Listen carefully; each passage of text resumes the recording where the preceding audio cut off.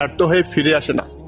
আল্লাহ তাআলা তার দোয়া শোনেন, তার ফিসফিসানি জানেন, তার অশ্রু ভরা চোখের জল দেখেন। আল্লাহ তাআলা তার দোয়া এমন ভাবে কবুল করবে যা বান্দার জন্য সর্বস্বরূপ হবে। আল্লাহ তাআলার দরজায় দাঁড়িয়ে আশা হারানোর সুযোগ নেই। আল্লাহর রহমত কখনোই শেষ হবে না। আল্লাহ তাআলা লজ্জাশীল।